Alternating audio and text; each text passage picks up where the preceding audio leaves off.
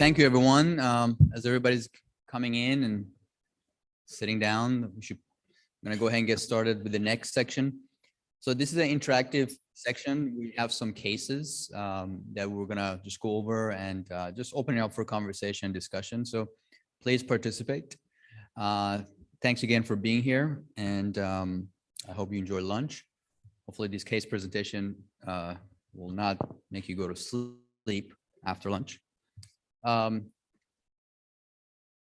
Obviously, you guys know that this is where we are. We're lucky to work at the Baptist.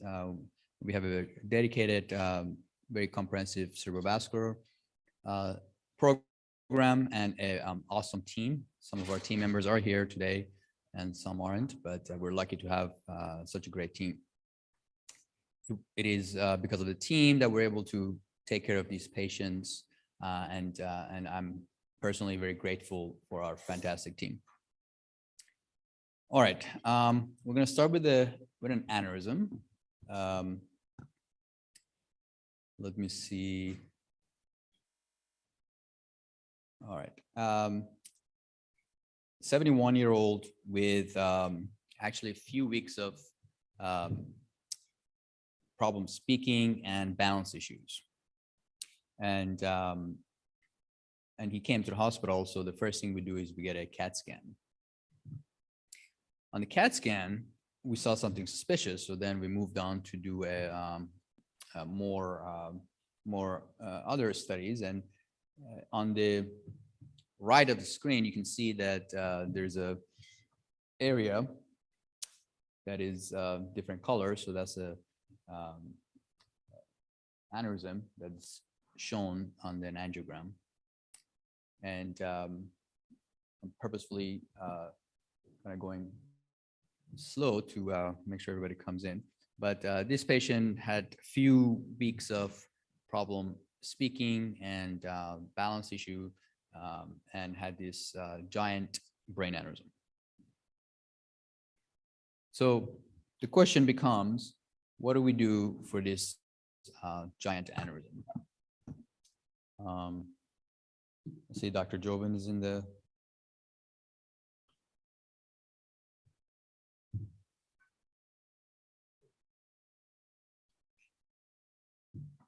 This is not a good problem to have. But the good news, I mean, obviously, this is something that likely has grown slowly over time. The brainstem is compressed, that it had time to adapt to that.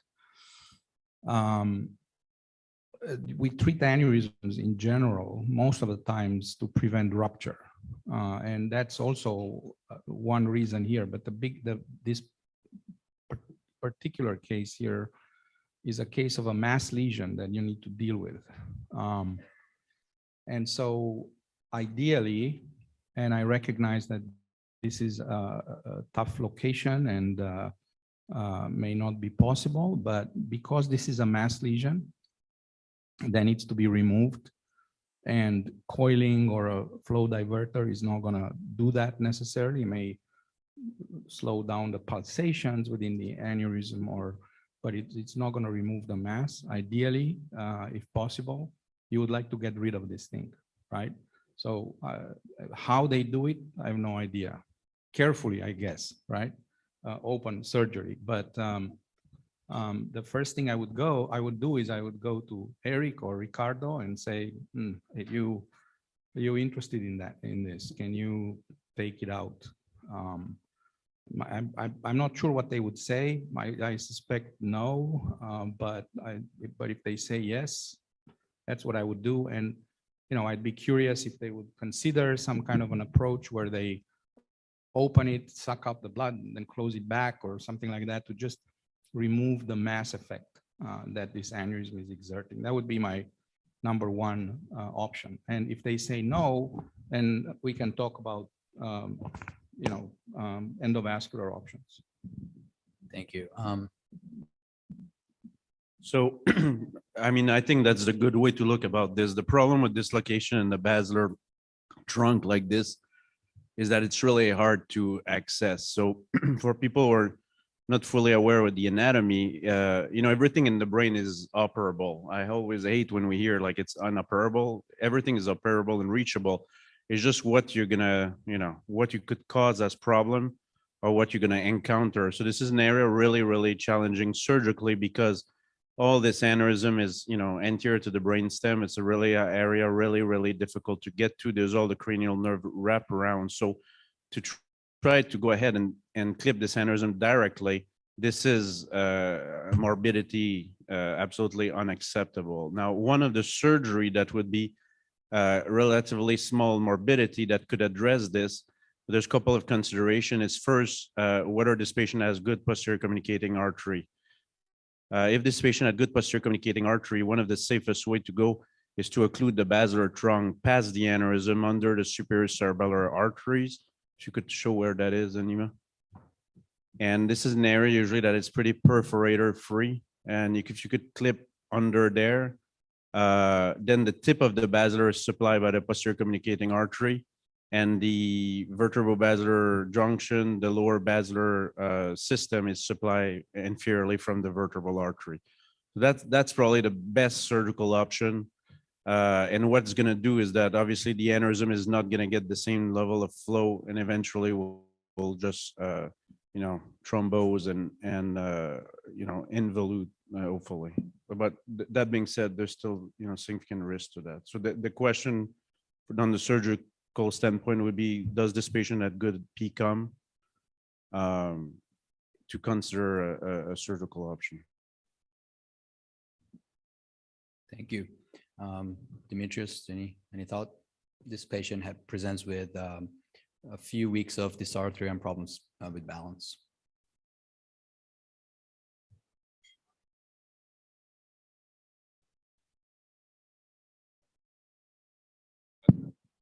This one. So the symptoms are relatively mild for the size of the lesion, and how old again? Young, 50 something. Yeah. So I think that I think what Eric said that was very important to do the angiogram, Alcock maneuver, just to see how the PCOMs are. I think it will be crucial in that decision. For this case, there is a left PCOM. I believe there was a left PCOM, but there is a PCOM available. Okay. So I actually don't, I haven't done this clipping like that or trapping this. We tend to do endovascular this. If you were to do endovascular, you likely would have to consider flow diversion with coils, unfortunately. And I don't necessarily feel strongly about this treatment being much better than anything else. It's just been the alternative many times. But you bring a great point that surgery could be a relatively not as complex, not address the sac of the aneurysm, but actually the parent vessel. In this case, may fit that because of the space you have below the superior cerebellum. So I think that's very reasonable to consider. Okay, Dr. Lopez, this patient is in Chicago on your table. How are you going to treat him? I would flow diversion coils. What delay aneurysm rupture would quote this patient for flow diversion coil? So there not only that concern, but the other concern is, so overall, the risk for this case is definitely high double-digit, 15, 20%. It's a very risky procedure, not only because of durability issues, I would say. Recurrence is a possibility, or not be able to get rid of the mass effect. The other one would be the issue with having problems with immediate mass effect, requiring the decision about you take a tracheostomy, PAG, all these things are potential considerations to before or after shunting and things like that. So it's a complex, I don't think it's only rupture, Ricardo. I think there are other risks. I actually are more concerned about the mass effect that you can cause initially and causing instability of symptoms because of that. And also worry about the real ability to get rid of the aneurysm completely. This may not be over with one treatment. So the vote from the Brazilian table here, I was inquiring the team here. They said flow diverter with no coils. That's the Santa Catarina approach. So my concern with that approach is exactly what Demetrius said. This is, even if if you don't have delayed rupture, you're likely to have some kind of a inflamed mass that exerts even more mass effect that can tip the patient over. So if you just do that without coils, I would probably put a shunt and, maybe trach peg, or we'll prepare for the worst. But I think that there's a few objectives here, among which also preventing of bleeding, but that's kind of there's more immediate objectives, and that is to remove the mass, prevent worsening mass effect, and then at the end, also prevent this from bleeding.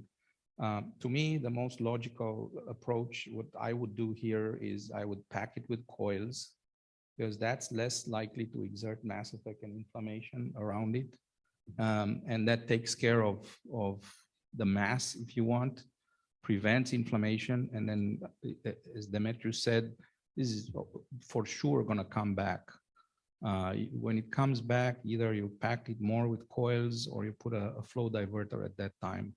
But you do it staged so that you avoid this inflammatory reaction of a clot that can, number one, rupture the aneurysm, number two, exert mass effect on the brainstem. Before Nima continue, we have a meta-analysis that I think finally we're going to be able with Medtronic to publish.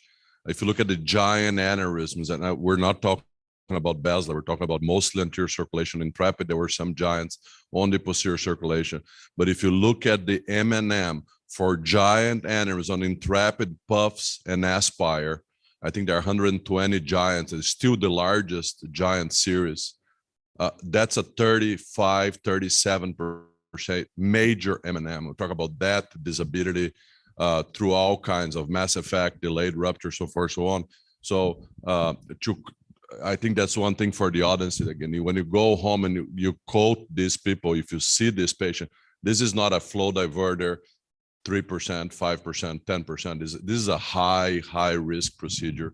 There is a significant chance this person could die from this procedure. On the flip coin of that, nobody knows for sure. If you look at all the data for stent coiling and clipping for these giant aneurysms, the data is retrospective. There's not much prospective series on that.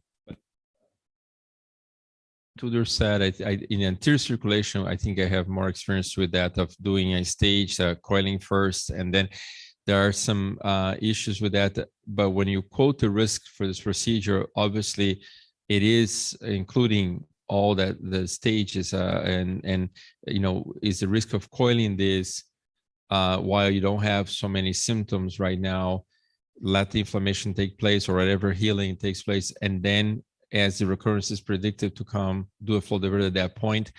Do we change the risk profile of the intervention? Because it seemed to me, if you do it all in one setting, definitely, I think 20, 30%, 35%. I mean, that's a very reasonable thing I can think of. Do we change that if we do first a coiling and then in a second stage place a flow diverter? I wonder about that. Adam Arthur had a case just like this that he described, the fat man pants syndrome, where he put a flow diverter pipeline and sacked the other vert, and 2 days later the patient just ruptured the aneurysm. It was a linear tear on the aneurysm because the clot got too big for the aneurysm. So we discussed all that. I don't know, Nima, if you want to show the team what we did. So I think thank you very much. So summarize, obviously, we understood this was a very high risk situation. We did discuss options. We had actually a conference where we were able to discuss things that you guys just brought up. Obviously, things that we had to also consider was hydro developing, so needing for EVD, and obviously post-treatment symptoms worsening.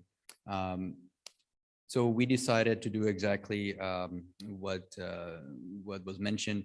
We went up and we used basically, plan was just to put coil to allow this from maybe help with the pulsation, and then perhaps come back and put the flow diverter. Obviously, we didn't want to put the flow diverter right away because of the inflammation and mass effect concerning. So This is the system that we'd use. We would have scepter balloon into the P2 that didn't have the good PCOM on that side. In case we needed to place a stent, and we were prepared for that. Then we put a microcatheter into the aneurysm, and we use this large coils. We were using the balloon as we were putting the coils for the first 2-3 coils. We got a good cast, and then we finished it. We were ready to put a stent if needed, but in this case, we preferred not to do a stent. Obviously, the patient wanted steroids. So this is the result. So you can see the basal artery is filling, maybe a loop there. At least based on this injection, there's not much flow going into the aneurysm. So we had a scepter that was a balloon that we placed in the aneurysm, basal artery, to prevent the coil from coming out. So we were happy. Patient actually did well day 1, day 2. Unfortunately, natural history of this is bad, but obviously surgical options were also without risk. So more inflammation and thrombus formation in the aneurysm causes mass effect. So even though he did good for the first 24 hours, within 48 hours, he worsened, mass effect, and bleed, and he did not do well. Any more comments about that? Questions?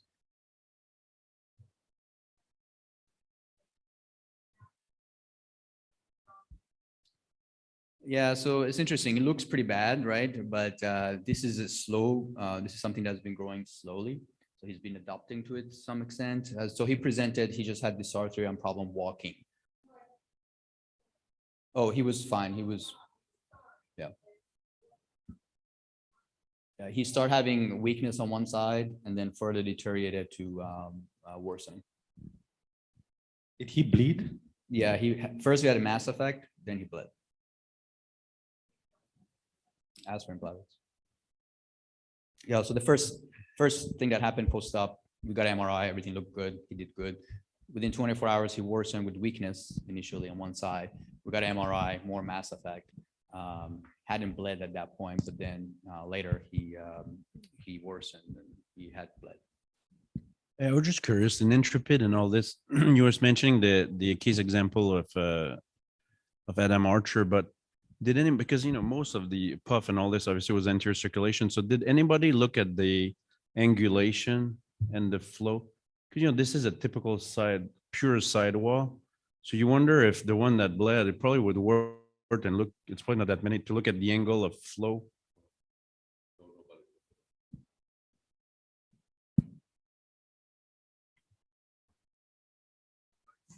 Struggle when I look at this, and that's one of my favorite things about ischemic stroke. We're doing a clinical trial for every question that you have.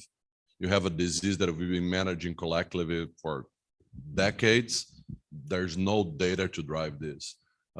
Again, we all have this. What do you do if again, if you do 100 clipping of this basilar with a good PCOM, what would be the outcomes? I remember being involved in a patient that we clip a carotid, and this patient just blew the aneurysm right under our eyes for a distal carotid occlusion here, as Eric was saying, would be distal to the aneurysm, right? Or you could go and coil at the neck. There are a couple of different ways to do that, but it's humbling to look at this, think, oh, we have good ways to manage that, and still lose somebody for a disease that should be treatable. So I think not having data to drive that makes it, I think, much harder, because again, next one, probably Nima will go put a clip there and then you have a complication with that, then we'll go back to the other side and we keep so a hard one. Challenging for sure. So you mentioned that the surgical option would be to put a clip above the aneurysm across the basilar, just under the SCAs. If you do that, obviously in the short term, there's a lot of blood flowing into it. Do you do anything like temporarily occlude the dominant vert with a balloon for 10 minutes? Not just... So if you look, so that has been looked by our mentor Spetzer mostly, and if you look, it kind of we feel that those system, we kind of look at it like a garden hose that is wide open, and then you would put the clip distally, and there's still the pressure in the entire system. But the truth is that when you clip distally, there's no more demand there. So for a fraction of a second, the pressure increase, and then it dropped right for a second. But That fraction of second, you don't know, but right after that, if you look at those pressure, they're really, really low. But there are cases, just like the fat man pen syndrome from the flow diverter, that you clip the aneurysm in a day or two. Columbia, I don't remember if it was Ben Stein or Bob Solomon, have a series of those with distal occlusion that the aneurysm end up rupturing a couple of days after. So that same thing, same concept, right? If you think about, okay, there are a couple of perforators there, the flow is diminished, but not completely gone. And if the wall let it go, you may have a leak, and it doesn't take much blood to get. But again, that's a terrible problem. I don't think anybody has the answer. But the analogy here was, we think what we learned from giant ophthalmics on Aspire, Intrepid combined, there is a close to a 10% delayed aneurysm rupture with flow diverter alone. Talking about data with pipeline, not different with Centri. We also had delayed rupture on giant aneurysms there. But if you look at that on puffs, Aspire and Inspire, that number is significant, much lower on puffs, but was there as well in one case. So the analogy was, okay, maybe if we coil, let it cool off, contemporize, then come with the final solution, but didn't work. So. Thank you. Moving on to the next case. 64-year-old female presents with left side of weakness, slurred speech, wake up. So the last known well was the night before. Patient was outside the TPA time window. You can see that we got the brain images, and on the CT, you can see that it's hard to see here. Maybe there's a small area, but aspect at that point was calculated for 7. We do perfusion, which kind of tells us the penumbra, the area at risk. And this is a CTA. So at least based on these imaging, the patient had high NIH, scan didn't look too terrible. And then for the audience in the room, this is looking at the neck, the jaw is right here. This is a common carotid artery, this is external, and you can see that you're missing the internal carotid artery.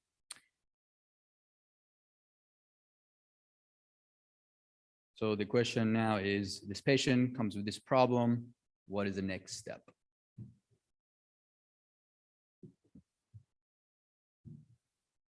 Anybody wants to take a stab at this? What do you do next? All right. Do you want to pick on Dr. Robinson? Dr. Robinson, thoughts, questions, and your plan? Good question. I asked if there was an intracranial occlusion on the CT injury. There was no intracranial occlusion. And what is the patient's blood pressure? I think would be the next question. 180. Okay. Well, given that, I think they presumably the left carotid's open and the verts are open. They have a circle of Willis that should supply the intracranial supply. So this is showing that they're acutely symptomatic from this, is my point. Right. So what is your plan?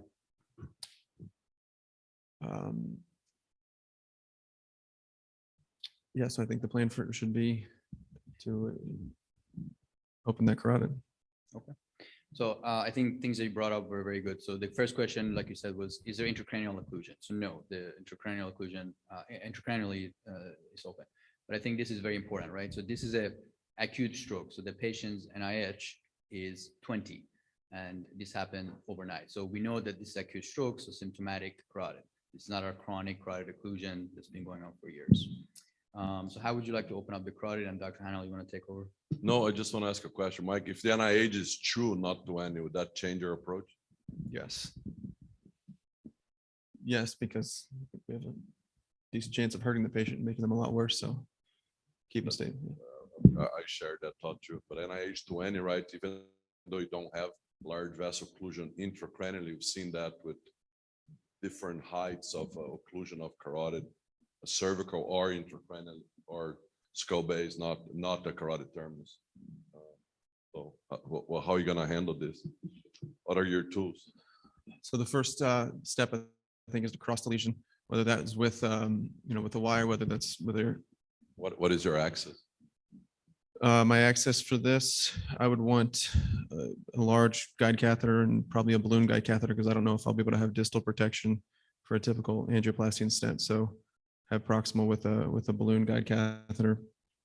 So I would have that in place in the common. And then the next question is cross the lesion and try to avoid a dissection with either your 035 wire or a micro wire. I think I would prefer to try it with a micro wire. So I'd have a walrus type guide catheter in the common, and then have a micro wire with a micro catheter.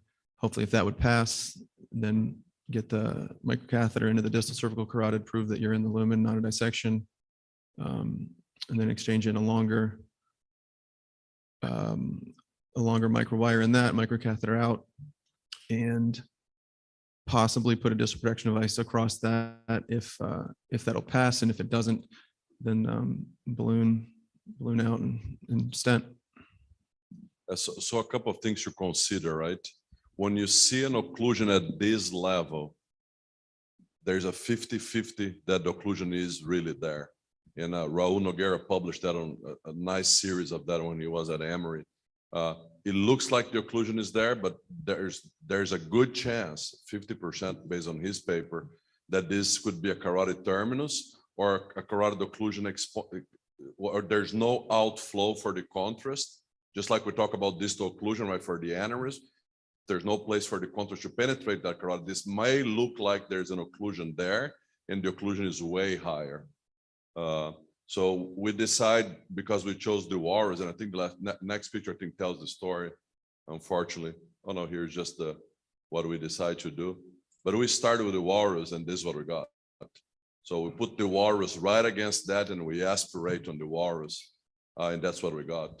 We got a big worm. Interesting, the syringe you use to do that, is this like a second flow? You use a 60, a bigger? No, we used the pump, but there was no flow on the pump, and we had to pull back the walrus. And when the walrus was already a arch, there's still no flow. And then when they're coming through the groin, we decide to change the syringe to get the pump, because then we put the pump on the groin sheath to keep aspiration on the groin sheath. So that's why you get the clot on that. So we switched from one to the other. So that's interesting, because I've seen cases like this that we would keep the balloon guide in position and finally milk the clot through it with a larger syringe. I think the pump is a continuous aspiration, but if you do a syringe, you get an intense, I don't know. I would say that it would be nice to keep the access so you could see what happened. There was no distal embolization; it was just all in the carotid. I see. Dr. Jovin had to step up, but if not, I would ask him this question. But since he's not here, I'm going to ask Dr. Nima. Do you think it make a difference, a syringe or a pump, Dr. Nima? So actually, we did test that in our lab. Actually, let's see, our guys here. So we actually connect the pump and the big syringe, and they have the same aspiration force. So does it make a difference? But like you say, it's continuous. It's for a short period of time. Exactly. There's no question that we've seen the same type of, whatever flow reversal minus 1,000 mLs per second reverse, but that whenever there is a limit for the suction that you're going to be able to do, and then it stops when you feel the syringe or something, with the pump, you're going to be more continuous. So I think that there is a difference on that sense. And I think this morning, talking about technology and all this, I mean, the pump we're using, it's ridiculously primitive. I mean, this is like a pump, like same kind of pump that you connect in the wall of a patient in their room. So there's a lot of technological changes that are possible there. Like there's a lot of work on cyclical pump, on smart pump. In the peripheral field, they're already using pump that recognize whether you really have a clot while really well engaged. And basically you could increase your suction pressure quite a bit. So there's different things that are available that's probably going to happen pretty quickly. There's companies right now that dedicate all their interest basically just on maximizing pump efficiency.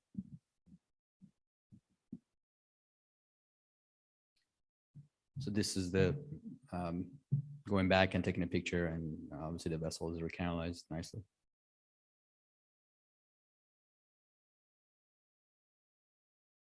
And then I believe decided to put a stent because there was still a.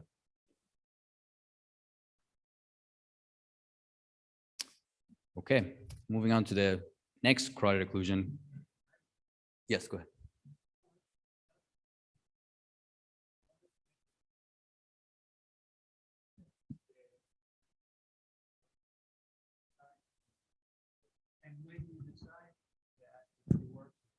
So the question is, if there's a occlusion intracranially, so let's say M1 was occluded, would you go across from the other side?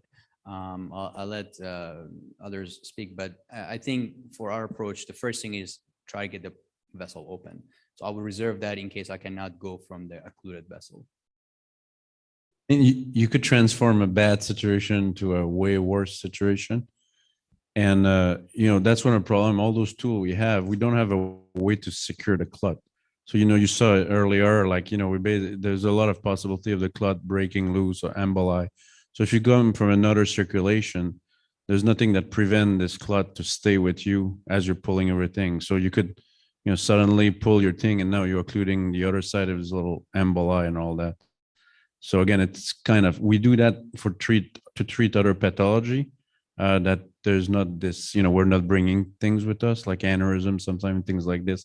We go from one side to the other, but for stroke, I mean, some people have done it, but it's usually, a pretty last resort. And another thing, Jason, for me, if there is an emboli on that side, it means that occlusion is fresh. And a carotid that is occluded, in general, carotid that is occluded for 3 months, 6 months, a year is not going to give you a fresh thrombus. I think that's very unlikely. So that's why when I see a patient with a syndrome like this, I don't know if we're going to have time. Nima has one that he had a patient with bilateral carotid occlusions, and which side you treat, that was not another cool one. I don't know if we're going to have time to show that one. But for me, if this patient has an age of 20 with a right carotid occlusion, that occlusion just happened. So this is fresh clot right there. All the tools that we have are big bore guys, and even to pull a solitaire to an ACOM, as Eric said, I would have coronary spasm. All right, thank you. So keep talking about carotid occlusion. I'm going to go through this case a little bit faster, but this is a little different. So this is a 58-year-old who presented with stroke 2 weeks ago at another hospital, and actually he was referred to us for this carotid disease. What happened was he presented to us, we put him on, he was only on aspirin for some reason, so we started him on aspirin Plavix, and the plan was to follow him as outpatient, but the patient came to the emergency room because he continued to have symptoms, and actually when we got an MRI, he actually had new stroke. So 2 weeks ago had a stroke, comes to a clinic, you put him on medications, aspirin Plavix, statins, whatever, and then he comes back with more symptoms and a new stroke. Here the perfusion imaging when he presented, and on this is a CTA, you can see that the MCA is open, so intracranially again open, same as the previous case. However, I don't know if you could appreciate, but there is a carotid occlusion on the left side. So having said that, I thank our research fellow for creating such a beautiful pictures. I did not do this. But anyway, you can see that there's no flow going to the left carotid side. So on the right side, there's flow, the left, there's no flow. For sake of time, we can probably just talk about what do we do here. You want to take a stab at it, or just keep going? The NIH is mild, so this is a little different. So he's NIH at the time that he represented with the stroke. He had, I believe NIH was like 4. He had leg weakness and dysarthria, but it was not an acute stroke. So this is his second stroke. Correct. Recurrent stroke while on medications. I'm sorry? Good. Yeah, so we had allowed his blood pressure elevated, and when he presented, his blood pressure was actually pretty elevated. It was like 180s, 190s. It sounds like you need to open the carotid. The issue, you have a picture when he was not occluded from before, when he first presented, that could give you a hint of what disease was there before, because it sounds like an acute occlusion. And before he was having either, TIAs or strokes from the symptomatic stenosis, I assume. And then now it's occluded. No, I think, I see what you mean because of the. Yeah, the outside previous, facility. exactly, yeah. But this is a case for sure. If you're gonna do, I'll probably do endovascularly. But if I would have let me see the arch there. The balloon guide is very helpful in a situation like this, and I think that you want to have flow control here. I think that would be one tip to have. I don't think you're gonna have to cross this doing an aspiration early on to interrogate. That is reasonable. What about that heavily calcified plaque on the carotid? Does change your management? Endovascular versus surgical versus contralateral carotid? Yeah, I mean, I see what you're saying there, but that amount of calcium, I think it's calcified, but I don't know if I would say heavily calcified. So. We're, for the audience, we're talking about here. So this is, there's no filling on the left carotid. Nima, can you show there? The right carotid has, oh, I'm sorry.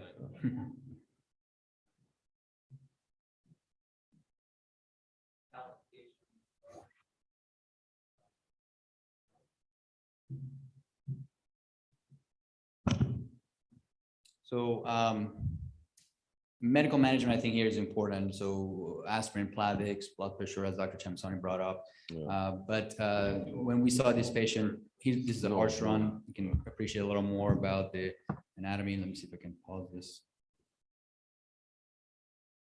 How do I pause this? Can you pause it? Perfect. Thank you. So anyway, the right side actually we did measure it. It was not that high. It was only 50% or so. So we decided not to do anything about the right side. The left side was the one that was causing problem. I don't know if you can see that this angio, but the other problem was there's no good collateral. So this patient had no good ACOM, no good PCOMs. That's why he's probably one of the reasons he keeps having stroke. So no good collaterals, carotid occlusion. Can you play, please?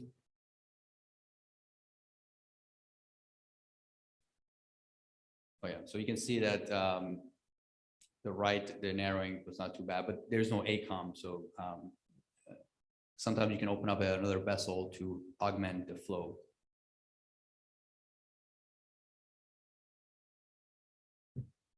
You can see that there's no right A1, so the left hemisphere is not filling.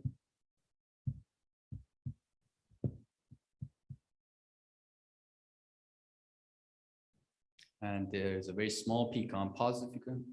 Actually, just keep going. So there was just a very small PCOM that was filling that left hemisphere. That's what this guy was living off of.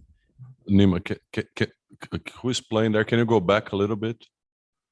Just drag a little bit. Keep going, keep going. A little more. Stop right there. So can you point, Nima, to the carotid siphon filling? Yeah, so you cannot see, but there was a very small PCOM filling here. And what Dr. Hanna was bringing up, which is important, is with that small PCOM, you can see that there's a retrograde filling of the carotid artery. So Dr. Spatzler published this in the late 80s, 90s. They put a scale when they used to do thromboendarterectomy for these patients. The lower you see contrast returning on the carotid cavernous petrous, the higher the odds that you open the carotid. There's a good distal vessel to allow backflow. So you open the carotid and you regain that. So that's very important. The angiogram is very important. Sometimes you can see that on CTA, but I think the angiogram brings great information here, because if you see no flow below the stomach, then you may be dealing with tendon stenosis and things like that. Thank you. Can you?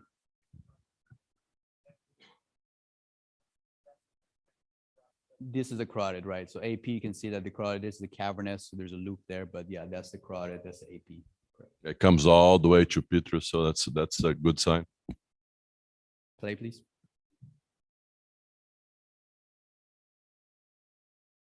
Keep going. So here, put a wall. Handled it, aspirated.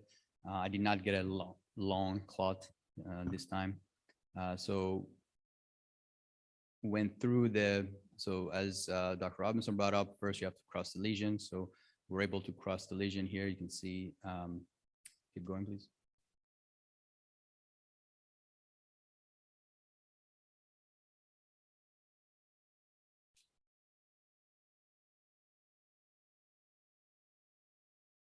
Keep going, please. So across the lesion, and do we like to use a distal protection for these? So microcatheter, do injection to make sure that we're in the true lumen. You can see that microcatheter injection, there is a problem, right? So there is a microcatheter is there, but there's a problem here. Regardless, we're in the true lumen. Keep going, please.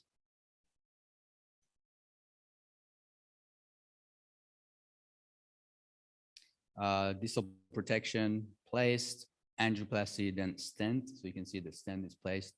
But as I mentioned, there was a problem up there. Keep going. Which the problem ended up going from here to here. So now we stented it, we had a distal protection, but a blood clot had gone from here now to the M1. We kept access at all times. So we went up with the aspiration catheter. Keep going, please. And that's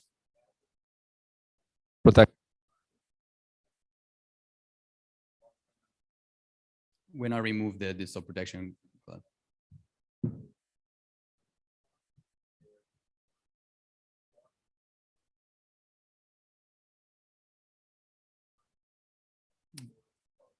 No, I thought it could be a plaque and tandem disease. But obviously it was a clot, so the clot migrated as soon as the flow was restored. And but thankfully in this case, we're able to open up the M1.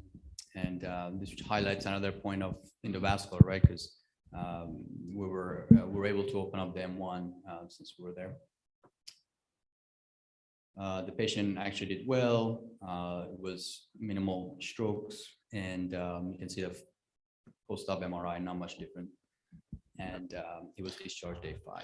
Nima, would you consider in the first time around when you cross with the microcatheter to drop a stent retriever distally? Great point. And then do a thrombectomy first, because Would you use that instead of the distal protection device?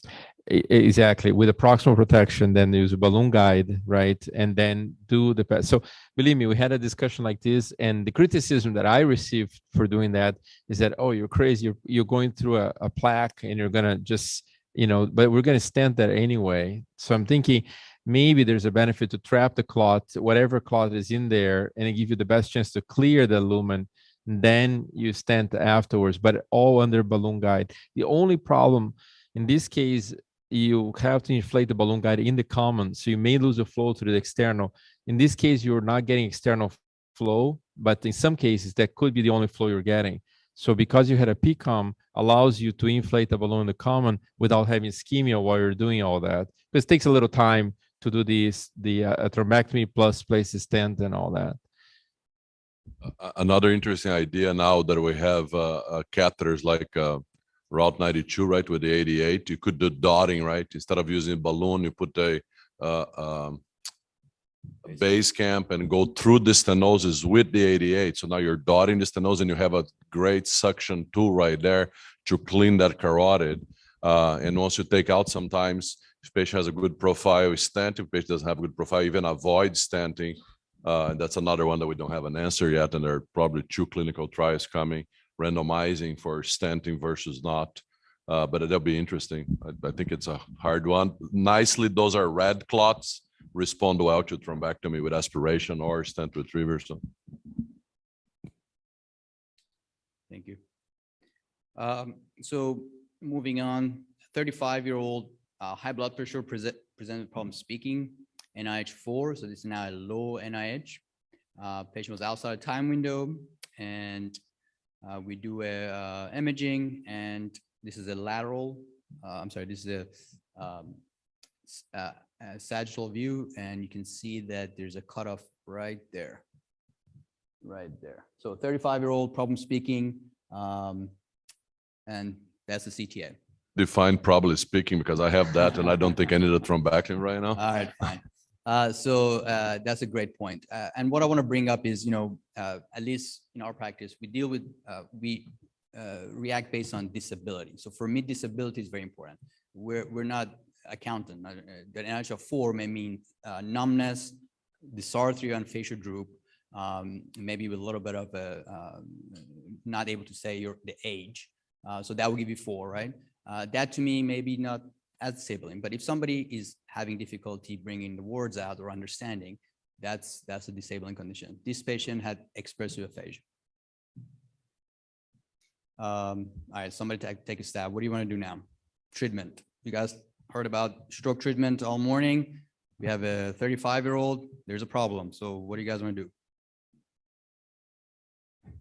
Good. This patient is a M. I'm sorry. So let's talk about. It's too distal. Sorry, it's too distal. Sorry. Yeah, Can't do but it's a MIVO trial though. But no, it's definitely a great case for the distal trial when we start enrolling on that. But I have to say, with this disability at 35, we probably would go after this. It's did he get? You said outside of the window TPA. Now the question is, I think it's a good discussion. How do you deal with this? We actually recently had a case with the aspiration through a 21 microcatheter, and you could try a 35 zoom or something like that, but I don't like so much stent retriever at this level, but it is possible to use. Of course, I do have only recommendations to bring your intermediate as close as possible to avoid stretching the anatomy too much. You really want to keep very little of that play between the stent retriever and the aspiration if you were to do that. But I have to say, we had some luck with corking with a small, even as small as a 21 catheter. So. Thank you. Ask one of our stroke neurology fellows here, not ours, UF Shan's with Dr. Scott Stillman and great team there. Roberta, what do you guys think? That this is a 35-year-old, your stroke neurology fellowship, what do you think? No TPA? Is this something that you could do a wake up stroke protocol? What do you think?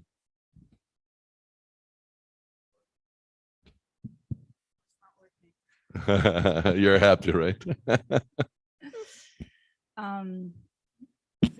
That's work. I think we can all agree that it's 35 years old. I'm 37. I would like to think that's still a very young age, dominant hemisphere. I definitely would like to be more aggressive if we could. I would discuss this with the IR team and see if this is something they could potentially go after. If not, there's a couple of trials, the Extend trial, the Wake Up trial, that we could see if we could consider if they are a candidate, at least for TPA. But I would try to push to get some form of intervention on them. Thank you. So why in NEMA you guys don't even bring Extend and Wake Up? So this patient, I don't believe, was a wake-up stroke. He was outside the time window. But no, that's So can you refresh the crowd for Extend and for Wake Up? What are the time windows? So wake-up stroke is a trial looking at. Actually, Roberto, you want to talk about? Actually, I won't put you on the spot. So the wake-up stroke was a trial looking at patients who wake up with symptoms and MRI. So if it's positive on DWI but not yet on the flare, the idea is that this could have happened within 4.5 hours of the patient waking up because it's not a flare yet. So the study basically looked at that population with TPA versus no TPA, and the patient actually who got TPA did benefit. And it was not safety profile wasn't that bad. Extend was the one that looked at perfusion, I believe up to 12 hours, if I'm not mistaken. And if there's a perfusion mismatch, they also benefited from TNK versus no thrombolytic. So basically, the idea is use imaging to give thrombolytics rather than salt and just time. We do, but I think there are challenges. So MRI, that's going to take forever. I think Dr. Day is here. I enrolled one, or I did one. How many have you done? Not enroll, I mean like do wake up. Go ahead. Microphone, if not, the guys on transmission cannot hear you. Oh, good. I've used MRI to try to help diagnose stroke, not necessarily a time window. And I've done it 6 times since I've started. And I would say 1 out of 6, I got the imaging in a half hour. The rest, it takes an hour. And I think to make this work, if we're going to triage MRI or for the later wake ups, is we need an MRI only for stroke. It's our MRI, not a Jaguar's knee MRI, not a back MRI, not a headache MRI, but a stroke MRI. Until then, we can't do it. But I think perfusion could help, right, Dr. Chamsani? Nima, I know. I mean, I was going to add to Jason. I've done 2 in the last 6 months. Wake up, one at north, one at south. I mean, the endovascular team don't hear about it, but because usually those patients that go for thrombectomy prefer thrombectomy. I know they prefer thrombectomy. With obviously is more efficacious treatment, so we go with that option. But when patient is not candidate for thrombectomy, we have to think outside the box. And I actually was very impressed at North. The only problem at North, you have MRI tech from 8 to 5 Monday to Friday, so you have to be lucky within that time window. Otherwise, on the weekend you're not going to have any luck. Same thing at Clay. South is actually very good in terms of MRI capability. So in this case, I think one thing that helps in this situation is perfusion for me. Even though I'm showing you a nice image, remember, we look at these on our phone and it's sometimes hard to see this blockage on the axial images. So I think perfusion, even though we now rely on it to exclude patient for proximal large vessel occlusion, in distal occlusion, I think perfusion is helpful. So anyway, so this is a patient's perfusion for the reason that everybody mentioned. This patient is young, disabling condition. So we decided to intervene. Here you can see the same view, the blockage is right here. And the system that I used in this setting was Aristotle 18. I like that. It's a little less traumatic, and Phenom 21 and Zoom 45 actually tracked very nicely. Here you can see that the microcatheter was here, the 18 wire was there, but just that I was able to get the Zoom 45 into the clot. As Demetrius brought up, I don't like to use stent retriever in this distal lesion as much as possible, because when you drag those, it can cause problem. So pure aspiration, and you can see that recanalized there. And thankfully, we have these tools that allow us to get these lesions. Do you infuse Murinone or any calcium channel blocker afterwards? Because you may get some spasm from that catheter manipulation. So it's not unreasonable sometimes in this case to have a mix of Murinone or calcium channel blocker. Can you do that after? Yeah. Yeah. Very good. All right. So we're out of. Yeah. Otherwise, I wouldn't be presenting. I'm kidding. No, he's fine. He's talking. He wanted to go home right after that. And we kept him. Cardioembolic. He was 35 and he had a heart failure. Just for completeness, right? There's an education activity. God forbid you perforate that vessel, right? So that is the downside, and that's why we need clinical trials, and that's one of my favorite things about ischemic stroke. We will have a clinical trial showing for this patient with medium-sized vessel what is the profile, because the profile for natural history of this is way less defined than what we have for large vessel occlusion. So I think we got to see how these patients do without intervention at 90 days, and how much morbidity we're going to add from trying to get. This case went great. What if didn't go well, and now you have a 35, right, 37-year-old female with a big hematoma because you perf an artery. So that's within an age of 4. So those are things that I think data will help us a lot. And even there's another possibility there, which is that you have a partial recanalization, some spasm or distal embol. Now, when you stop, right? How many tries? So that's the other part of how much you push. So having the CTP in the room, that is an interesting thing, because you can actually reproduce with rapid or vis the same image you got before post-treatment on the table prior to get out. Because here, many times the ticket score is not really applicable to this. So I think that is interesting to have extra information of the distal circulation and the core while you're doing the case as time goes by. Very good. Thank you. I think we're out of time. Any other questions, comments? I think if you want, we can do one more, man, because we have time at the end because Raul couldn't make it, right? So we have two of the talks that will become one. If you want to show one, do you have one more case? Yeah, I have. I'm trying to figure out if Bilateral carotid Right, occlusion. that's one. That's a good one.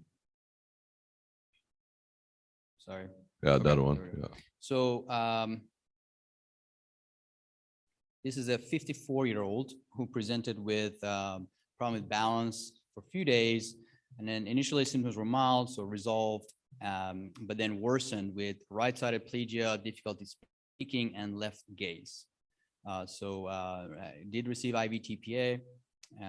Once the symptoms started, transferred to our facility, NIH high 22. After the patient presented, we did do a head CT. The head CT looked good. We do our protocol perfusion and CTA, and this was the perfusion. So let me see who I'm going to pick on. Dr. Hanel, you want to pick on someone? Tell us what they see. Sophie in the room, I don't see that. I think Sophie's working. She's working. So Any of the from Brazil? Anybody? What do you see? Thank you, Dr. Chamasani. Great point. there's volunteering here. Thankfully, the patient pulse had pulse at that point. You go, Chief. But thank you. You're it. Thank you. So obviously there's a large perfusion deficit here. So I would like to see the CTA. But it's a little unusual, right? So this is both hemispheres. So the Yeah. question is Is it real? Is this artifact? or- artifact, yeah. real, exactly. Is the patient's heart is pumping like the Yeah. Chamasani brought up? So what's going on? You know, for the CT perfusion, we do have these maps, sometimes helpful for you guys to look at where they pick the artery, where they pick the vein. That's the red and blue. But this was real. And the CTA did confirm that, I'm trying to remember if I have a picture of it, but the patient had bilateral carotid occlusions. Both MCA intracranially filling. So we're dealing with a bilateral carotid occlusion and page in intracranial vessels. So bilateral carotid occlusion. What are you gonna do, Mike? Which carotid are you going after?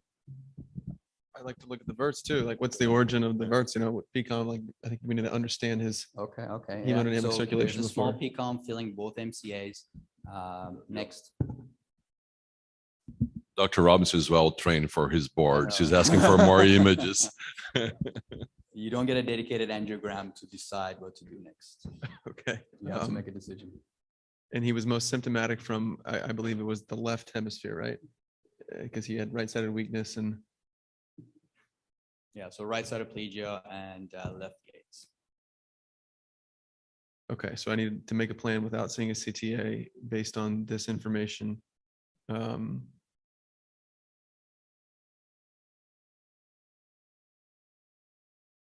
You answer right. It's good. Don't be shy. From acute bypass to acutely opening the carotid to Say bypass is Marcel here? no. I think we need to acutely open his left carotid. Presumably that's what's down. But So let's say I was on call. This is not my case. It's not his doing case. bypass. Yeah. But no, but my thought process when I saw this case after is exactly like yours. What's the symptomatic carotid, right? If this patient had a right carotid occlusion, it's very unlikely with a left carotid, you're going to have a right MCA syndrome. This is very unlikely. So in my opinion, so my thought process is exactly like yours. For me is an acute left carotid occlusion that is probably impairing both his hemispheres based on the perfusion, but acutely left because the left hemisphere is more symptomatic, as you said. So that was my thought process too. I don't know if it's right or wrong. Yeah, so I think clinical information is very important, right? We're not just a technician, we're a clinician. So this patient had problem for a few days. So probably putting everything together, carotid probably had disease, had TIA, but then he's presented with the right side is plegic and looking to the left. So he's trying to tell you that the left side of his brain is acutely became a problem. Otherwise, why would he wake up with one-sided plegia? So as Dr. Hanna brought up, we discussed this. I don't remember if it was the middle of the night, I think it was, but sometimes it's hard and like, okay, where are you gonna go? But symptomatic vessel was the, and by the way, just because CTA shows occluded vessel doesn't mean that it's occluded. There's about 10 to 15% time where CTA shows occlusion, you do an angiogram directly and it may not be occluded, be high grade. So angiogram did confirm bilateral carotid occlusion. A left carotid was the target because the patient did have a left MCS syndrome. This is a nice picture of the posterior circulation. So I did do a vert injection, Dr. Robinson, but you can see that there's not much filling both carotid. So he was probably feeling both hemisphere, mostly to that carotid that shut down all of a sudden. And you can see that and then I think we talked about this extensively. So I opened up the left carotid. You can see that it's cross feeling very nicely with the acute stenting, and he did well. I actually went home with an NH of 0 from 22. So I think I'll stop there. I'm just gonna again, Marcelo, present what happened if you don't have these resources. This is one, Marcelo, that a trauma endarterectomy would do the patient the same thing that a stent. I'm positive if you open this carotid and take the plaque out, the patient will do. The downside of that, as Nima pointed out, we have the luxury where we live that we can do this in a hybrid room, and then you open the carotid and inject contrast right there, and you see if there's anything distal. When you do this in a regular OR, you just have to allow back bleeding and hope that there's no clot that stay behind, but it's totally a viable option to do a trauma endarterectomy. Both carotids are occluded anyway, so the patient doesn't have flow. In a desperate measure, that's definitely fair game. Yeah, I think it. Yeah, avoid hypotension. Yeah, of course, endovascular would be always the first option. The previous case is, if by any chance you could not open the carotid, what would you do? Keep trying. That's a good Or what was answer. the previous How case? many times? It's interesting. That is, at one point, you have to figure out. Can you use a microphone, please? And could you repeat the question, please? So if you cannot open endovascular in the first attempt, what you keep trying to do? So first answer was you keep trying the same strategy for, it's a time clock, trying to go against time too. I think in general, you have to establish in your head how much time you allow yourself. Are you going to do 10, 15 minutes, in trying the same technique? Sometimes you may have to change the axis. We have some ways to go direct carotid puncture, radial, femoral, if that's an issue, that's called. Sometimes it's just different equipment. So you have different wires, thicker wires, smaller wires, more support. So I think that it's definitely, you have a lot of options. I think the importance is not to stay too long with one same plan. You have to kind of go down the list of different options you have. There is a way to escalate that. The last resort is you can always, of course, go to surgery. That's an option too, if you can arrange that on time. But as you're waiting for OR team to come, not infrequently you could potentially consider go around the other side. And that's the technique. The rare times we've done going across ACOM is actually in a situation like this, you just couldn't get through it, and you just open a stent and let flow go across while you're trying to figure out the next step. And you could actually potentially go to the OR with a stent retriever open to allow flow to the MCA via the contralateral side if that was occluded. So that's a possibility. I do a mini, like a bypass or shunt while you're waiting for the OR. Right, good. Yeah. It's a hybrid approach. Something would you consider? You want to tell us more about that, Gustavo? I cannot regret now. You asked for it. Yeah. So I think the guys from Iowa had some experience. I think we had one case recently with Dr. Nima, and Dr. Hanna ended up getting involved. So basically it's a similar case. I don't remember exactly, but the patient had a carotid lesion. Carotid occlusion, was symptomatic, acute symptomatic. And unfortunately, they were not able to cross the lesion. So what they ended up doing is bring this patient, wasn't a hybrid OR, was in the IR. So they opened like a regular endarterectomy. They were able to open a carotid, get the wire, and push the wire through the plaque. I think So literally what we did, we opened the carotid, did an endarterectomy and helped Dr. Nima push the catheter on the other side of the occlusion, and then close the carotid. He stent everything in the way out. So it's just no, because TCAR you're getting your cut is for access, right? So Nima, this was a common occlusion. So Nima tried to poke, and he was able to get all the way to the bifurcation, but not there. So it just opened there. The patient had some reconstitution of the internal from the external, so it was a common occlusion. So it just helped opening common to the internal, and once he got on the other side, just closed and dart and stent and got out of there. So it's just it's great to have both tools available. All, or you were truly No, to it the was a lumen? super hard calcified plaque. I see. Probably why. All right, thank you, everyone.